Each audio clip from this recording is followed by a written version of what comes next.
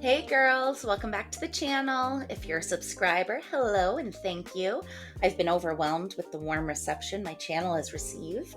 And if you're new here, welcome. Today, I want to talk about something bigger than any single drama or reaction video. I want to talk about our human obsession with obsession itself and how social media has turned people into spectacles we can't look away from. We'll be using the lens of Gorl World because very few examples capture this quite like Amberlynn and Foodie Beauty. Humans have always been drawn to obsession. It's why we fixate on celebrities, hobbies, sports teams, true crime. We naturally gravitate towards stories we emotionally invest in. Obsession gives us a sense of belonging and purpose. But social media has exacerbated that instinct. Platforms reward content that keep us coming back. They reward behavior that feeds obsession. And that's exactly how ecosystems like Gorl World form.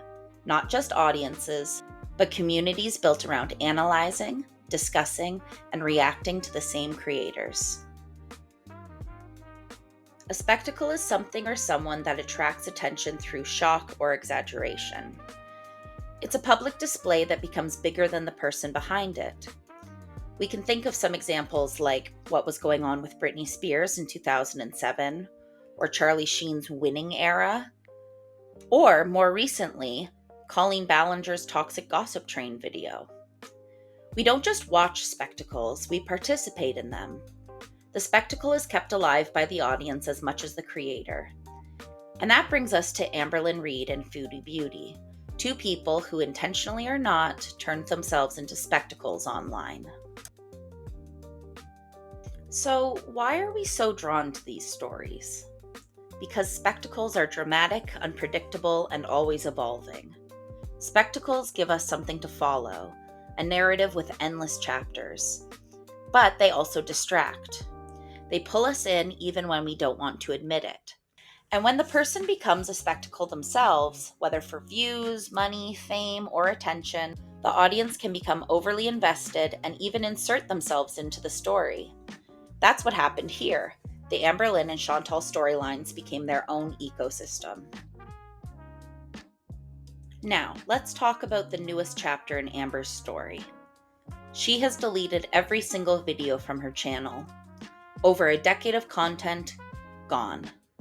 For years, her channel has kind of been the backbone of Gorl World, whether we want to admit it or not.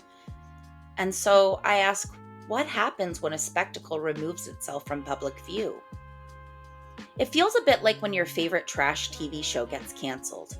Sure, the quality of the content was subpar, but people have invested years into the storyline. It also exposes how much of the obsession relies on access. Amber deleting her channel means no more new content to critique, no live streams to break down, no new lies to analyze. Now that Amber has erased her content, it forces us to ask ourselves, why were we watching and why were we invested? Spectacle gives us escapism. Drama gives us relief from our own lives. But when the spectacle disappears, it becomes obvious that the cycle is hollow. And maybe that's what makes this an important time for everyone in Gorl World. If Amber doesn't come back, if she really stays offline, what happens to our little ecosystem? At the end of the day, social media didn't just create the spectacle. We helped sustain it. And now, with Amber possibly being gone, we're seeing the fragility of the system we all participated in.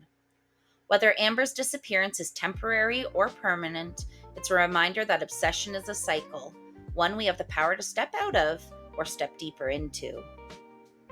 Thanks so much for being here today. If you liked this video, please consider liking, leave a comment down below to let me know what you think, and please subscribe if you'd like to join our little cozy corner of YouTube. Take care of yourself because you deserve to be well. Mwah! Bye!